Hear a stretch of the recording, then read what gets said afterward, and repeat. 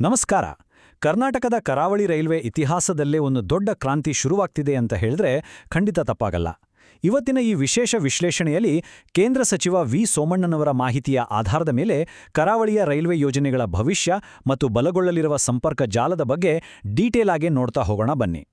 ಎಲ್ಲರೂ ಅತ್ಯಂತ ಕುತೂಹಲದಿಂದ ಕಾಯುತ್ತಿದ್ದ ಆ ಬಿಗ್ ಅಪ್ಡೇಟಿಂದಾನೇ ಶುರು ಮಾಡೋಣ.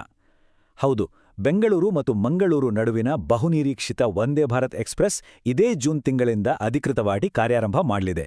ಪ್ರಧಾನಿ ನರೇಂದ್ರ ಮೋದಿಯವರೇ ಈ ಯೋಜನೆಗೆ ಚಾಲನೆ ನೀಡಲಿದ್ದಾರೆ. ರಾಜಧಾನಿ ಮತ್ತು ಕರಾವಳಿಯ ನಡುವಿನ ಸಂಪರ್ಕ ಇನ್ಮುಂದೆ ಸಂಪೂರ್ಣವಾಗಿ ಬದಲಾಗಲಿದೆ. ಈ ಹೊಸ ಹೈಸ್ಪೀಡ್ ರೈಲಿನ ಜೊತೆಗೆ ಇಡೀ ಕರಾವಳಿ ಭಾಗದ ರೈಲ್ವೆ ಸಂಪರ್ಕವನ್ನು ಬದಲಾಯಿಸುವ ಹೊಸ ಮಾರ್ಗಗಳ ಸಮೀಕ್ಷೆ, ಹಳಿಗಳ ಆಧುನೀಕರಣ, ಸ್ಥಳೀಯ ಪ್ರಯಾಣಿಕರ ಸೌಲಭ್ಯಗಳು ಮತ್ತು ಕೊನೆಯದಾಗಿ ಈ ರೈಲ್ವೆ ಜಾಲದ ಒಂದು ಬೃಹತ್ ಮಾಸ್ಟರ್ ಪ್ಲಾನ್ ಬಗ್ಗೆ ಇವತ್ತು ಒಂದೊಂದಾಗಿ ತಿಳಿದುಕೊಳ್ಳೋಣ. ಮೊದಲನೇದಾಗಿ ವಂದೇ ಭಾರತ್ ರೈಲು ಸೇವೆಯ ಬಗ್ಗೆನೇ ಸ್ವಲ್ಪ ಹೆಚ್ಚಿನ ಮಾಹಿತಿ ನೋಡೋಣ. ಇದೊಂದು ರೀತಿ ಕರಾವಳಿ ಸಂಪರ್ಕದ ಹೊಸ ಶಕೆ ಅಂತಾನೆ ಹೇಳ್ಬೋದು. ಈ ಜೂನಲ್ಲಿ ಮಂಗಳೂರು-ಬೆಂಗಳೂರು ಸೇವೆ ಶುರುವಾಗೋಕೆ ಮುಖ್ಯ ಕಾರಣ ಅಂದ್ರೆ ಮಂಗಳೂರು ಹಾಸನ ಮಾರ್ಗದ ಎಲೆಕ್ಟ್ರಿಫಿಕೇಷನ್ ಅಥವಾ ವಿದ್ಯುತೀಕರಣ ಕಂಪ್ಲೀಟ್ ಆಗಿರೋದು. ಇದು ಹೈ ಸ್ಪೀಡ್ ರೈಲುಗಳಿಗೆ ಗ್ರೀನ್ ಸಿಗ್ನಲ್ ಕೊಟ್ಟಿದೆ.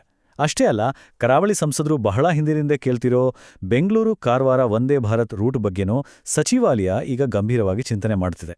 ಇದು ನಿಜಕ್ಕೂ ಒಂದು ಪಾಸಿಟಿವ್ ಡೆವಲಪ್ಮೆಂಟ್. ಬರೀ ಇರೋ ಮಾರ್ಗಗಳಷ್ಟೇ ಅಲ್ಲ, ಭೌತಿಕವಾಗಿ ಈ ನೆಟ್ವರ್ಕ್ ಅನ್ನು ವಿಸ್ತರಿಸುವ ಹೊಸ ಮಾರ್ಗಗಳ ಸಮೀಕ್ಷೆ ಬಗ್ಗೆ ಈಗ ನಮ್ಮ 2ನೇ ವಿಭಾಗದಲ್ಲಿ ನೋಡೋಣ. ಒಮ್ಮೆ ಈ ನಂಬರ್ ನೋಡಿ, ಬರೋಬ್ಬರಿ 3,300 ಕೋಟಿ ರೂಪಾಯಿಗಳು. 332 ಕಿಲೋಮೀಟರ್ ಉದ್ದದ ಶಿವಮೊಗ್ಗ, ಶೃಂಗೇರಿ, ಮಂಗಳೂರು ಹೊಸ ರೈಲು ಮಾರ್ಗಕ್ಕೆ ಇಟ್ಟಿರೋ ಬಜೆಟ್ ಇದು. ಕರಾವಳಿ ಮತ್ತು ಮಲೆನಾಡು ಭಾಗದ ಆರ್ಥಿಕತೆಗೆ ಇದೊಂದು ದೊಡ್ಡ ಗೇಮ್ ಚೇಂಜರ್ ಆಗೋದ್ರಲ್ಲಿ ಡೌಟೇ ಇಲ್ಲ. ಹಾಗಾದ್ರೆ ಈ ಯೋಜನೆ ಈಗ ಯಾವ ಹಂತದಲ್ಲಿದೆ? ಖುಷಿ ವಿಚಾರ ಏನಂದ್ರೆ, ಈ ಬೃಹತ್ ಪ್ರಾಜೆಕ್ಟ್ಗೆ ಅಂತಿಮ ಸ್ಥಳ ಸಮೀಕ್ಷೆ ಅಂದ್ರೆ ಫೈನಲ್ ಲೊಕೇಶನ್ ಸರ್ವೆ ಮುಗ್ದು ಅಧಿಕೃತವಾಗಿ ಅಪ್ರೂವಲ್ ಕೂಡ ಸಿಕ್ಕಿದೆ.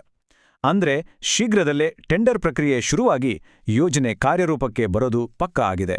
ಈಗ ನಾವು ಮೂಲಸೌಕರ್ಯದ ಸ್ವಲ್ಪ ಟೆಕ್ನಿಕಲ್ ಮತ್ತು ಎಂಜಿನಿಯರಿಂಗ್ ವಿಷಯಕ್ಕೆ ಬರೋಣ. ಅದೇ ನಮ್ಮ 3ನೇ ವಿಭಾಗ, ಹಳಿಗಳ ಆಧುನೀಕರಣ ಮತ್ತು ವೇಗ.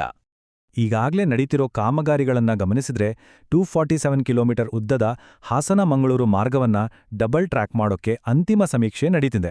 ಆದ್ರೆ ಇಲ್ಲಿ ಅಸಲಿ ರೋಚಕ ವಿಚಾರ ಇರೋದು ಶೋರ್ನೂರು ಮತ್ತು ಮಂಗಳೂರು ನಡುವಿನ 3ನೇ ಮತ್ತು 4ನೇ ಲೈನ್ ಡೆವಲಪ್ಮೆಂಟ್ನಲ್ಲಿ. ಯಾಕಂದ್ರೆ ಈ ಟ್ರ್ಯಾಕ್ ಅನ್ನು ಗಂಟೆಗೆ ಬರೋಬ್ಬರಿ 160 ಕಿಲೋಮೀಟರ್ ವೇಗದಲ್ಲಿ ರೈಲುಗಳು ಓಡೋ ರೀತಿ ಡಿಸೈನ್ ಮಾಡ್ತಿದ್ದಾರೆ. ಜಸ್ಟ್ ಇಮ್ಯಾಜಿನ್ ಮಾಡಿ.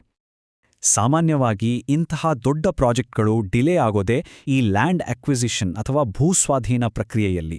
ಆದರೆ ಸಚಿವ ಸೋಮಣ್ಣನವರ ನಿರ್ದೇಶನದಂತೆ ಈಗೊಂದು ದೊಡ್ಡ ನಿರ್ಧಾರ ತಗೊಳ್ಳಲಾಗಿದೆ. ಭೂಸ್ವಾಧೀನದ ವಿಳಂಬ ತಪ್ಪಿಸಲು ರೈಲ್ವೆ ಇಲಾಖೆಯೇ ನೇರವಾಗಿ ಪರಿಹಾರ ಪಾವತಿಸಿ ಕಾಮಗಾರಿಗಳಿಗೆ ವೇಗ ನೀಡಲಿದೆ. ಇದರಿಂದ ಪ್ರಾಜೆಕ್ಟ್ಗಳು ಟೈಮ್ಗೆ ಸರಿಯಾಗಿ ಮುಗಿಯಲಿವೆ. ಇಂಜಿನಿಯರಿಂಗ್, ಟ್ರ್ಯಾಕ್ ಅಂತ ದೊಡ್ಡ ವಿಚಾರಗಳನ್ನ ನೋಡಿದ್ವಿ. ಆದರೆ ದಿನನಿತ್ಯ ಓಡಾಡೋ ಜನಸಾಮಾನ್ಯರಿಗೆ ಇದರಿಂದ ಸಿಗೋ ಬೆನಿಫಿಟ್ಸ್ ಏನು? ಅದರ ಬಗ್ಗೆ ಈ ಪ್ರಯಾಣಿಕರ ಸೌಲಭ್ಯಗಳ ವಿಭಾಗದಲ್ಲಿ ನೋಡೋಣ. ಇಲ್ಲಿ ಸ್ಥಳೀಯರ ಭಾವನಾತ್ಮಕ ಮತ್ತು ಪ್ರಾಯೋಗಿಕ ಅಗತ್ಯತೆಗೆ ಸ್ಪಂದಿಸಲಾಗಿದೆ. ಮಂಗಳೂರು ಜಂಕ್ಷನ್ ಮತ್ತು ಸೆಂಟ್ರಲ್ ನಿಲ್ದಾಣಗಳಲ್ಲಿ ಕಡ್ಡಾಯವಾದಿ ಕನ್ನಡ ಭಾಷೆ ತಿಳಿದಿರುವ ಸಿಬ್ಬಂದಿಯನ್ನೇ ನೇಮಿಸಲು ಅಧಿಕಾರಿಗಳಿಗೆ ಸ್ಪಷ್ಟ ನಿರ್ದೇಶನ ನೀಡಲಾಗಿದೆ. ಇದರ ಜತೆಗೆ ಮಂಗಳೂರು ವಿಮಾನ ನಿಲ್ದಾಣದ ಹತ್ತಿರವೇ ಒಂದು ಹೊಸ ರೈಲು ನಿಲ್ದಾಣ, ಹಾಗೆ ದಿನನಿತ್ಯದ ಓಡಾಟಕ್ಕೆ ಮಂಗಳೂರು ಸುಬ್ರಹ್ಮಣ್ಯ ನಡುವೆ ಹೊಸ ಎಂಇಎಂಯು ರೈಲು ಶುರು ಮಾಡುವ ಪ್ರಸ್ತಾವನೆಗಳು ಕೂಡ ಭರದಿಂದ ಸಿದ್ಧವಾಗ್ತಿವೆ. ಹಾಗಾದ್ರೆ ಈ ಎಲ್ಲ ಬಿಡಿ ಬಿಡಿ ಯೋಜನೆಗಳ ಒಟ್ಟು ಚಿತ್ರಣ ಭವಿಷ್ಯದಲ್ಲಿ ಹೇಗಿರುತ್ತೆ? ಅದೇ ನಮ್ಮ ಕೊನೆಯ ವಿಭಾಗ, ರೈಲ್ವೆ ಜಾಲದ ಮಾಸ್ಟರ್ ಪ್ಲಾನ್. ನಮ್ಗೆಲ್ಲ ಗೊತ್ತಿರೋ ಹಾಗೆ ಸದ್ಯಕ್ಕೆ ಕರಾವಳಿಯ ರೈಲ್ವೆ ಆಡಳಿತ ಕೊಂಕಣ, ದಕ್ಷಿಣ ಪಶ್ಚಿಮ ಮತ್ತು ದಕ್ಷಿಣ ರೈಲ್ವೆ ಅಂತ 3 ವಿಭಾಗಗಳಲ್ಲಿ ಹಂಚೋಗಿದೆ. ಈ ಗೊಂದಲವನ್ನ ಕ್ಲಿಯರ್ ಮಾಡೋಕೆ ಇವೆಲ್ಲವನ್ನೂ ಸೇರಿಸಿ ಒಂದೇ ಮಂಗಳೂರು ಪ್ರತ್ಯೇಕ ರೈಲ್ವೆ ವಿಭಾಗ ಮಾಡಬೇಕು ಅನ್ನೋ ಬಹುದಿನಗಳ ಕೂಗಿಗೆ ಈಗ ಮರುಜೀವ ಸಿಕ್ಕಿದೆ. ಇದು ಮುಂಬರುವ ಅಭಿವೃದ್ಧಿ ಕಾಮಗಾರಿಗಳನ್ನ ಇನ್ನಷ್ಟು ಚುರುಕುಗೊಳಿಸಲಿದೆ. ಈ ಲಾಂಗ್ ಟರ್ಮ್ ಪ್ಲಾನ್ ಜೊತೆಗೆ ಬೆಂಗಳೂರು ಜಂಕ್ಷನ್ನಲ್ಲಿ ತಕ್ಷಣದ ಡೆವಲಪ್ಮೆಂಟ್ ಕೆಲಸಗಳು ನಡೀತಿವೆ. ಸರಕು ಸಾಗಣೆ ರೈಲುಗಳಿಗೆ ಅಂತಾನೆ ಹೆಚ್ಚುವರಿ ಹಳಿ ನಿರ್ಮಾಣ ಸೇರಿದಂತೆ ಸುಮಾರು 38 ಕೋಟಿ ರೂಪಾಯಿ ವೆಚ್ಚದ ಕಾಮಗಾರಿಗಳು ಇದೇ ಅಕ್ಟೋಬರ್ ವೇಳೆಗೆ ಕಂಪ್ಲೀಟ್ ಆಗಲಿವೆ. ಈ ಇಡೀ ಕರಾವಳಿಯ ಸಮಗ್ರ ಅಭಿವೃದ್ಧಿಯ ದೂರದೃಷ್ಟಿಯನ್ನ 3 ಹಂತಗಳಲ್ಲಿ ಹೇಳ್ಬೋದು.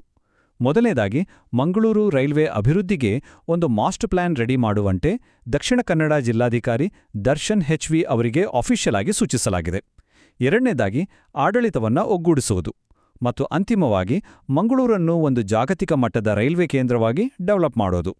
ಹಾಗಾದ್ರೆ ಕೊನೆಯದಾಗಿ ವಂದೇ ಭಾರತ್ ಎಕ್ಸ್‌ಪ್ರೆಸ್‌ನಿಂದ ಹಿಡಿದು ಈ ಹೊಸ ಮಾಸ್ಟರ್ ಪ್ಲಾನ್‌ವರೆಗಿನ ಈ ಪ್ರಾಜೆಕ್ಟ್‌ಗಳು ಕಂಪ್ಲೀಟ್ ಆದಾಗ ಕರಾವಳಿ ಮತ್ತು ರಾಜಧಾನಿ ನಡುವಿನ ಈ ಹೊಸ ಸಂಪರ್ಕ ಸೇತುವೆ ಕರ್ನಾಟಕದ ಆರ್ಥಿಕತೆಗೆ, ಟೂರಿಸಂಗೆ ಮತ್ತು ವಾಣಿಜ್ಯ ಕ್ಷೇತ್ರಕ್ಕೆ ಯಾವ ರೀತಿ ಮರುಜೀವ ನೀಡಲಿದೆ? ಇದೊಂದು ಅತ್ಯಂತ ಕುತೂಹಲಕಾರಿ ಪ್ರಶ್ನೆ ಅಲ್ವಾ? ಸಂಪೂರ್ಣ ವರದಿ ಆಧಾರಿತ ಈ ವಿಶೇಷ ವಿವರಣೆಯಲ್ಲಿ ನಮ್ಮ ಜೊತೆ ಇದ್ದಿದ್ದಕ್ಕೆ ಧನ್ಯವಾದಗಳು. ಮತ್ತೋಡು ಆಸಕ್ತಿದಾಯಕ ವಿಶ್ಲೇಷಣೆಯೊಂದಿಗೆ ಮತ್ತೆ ಸಿಗೋಣ.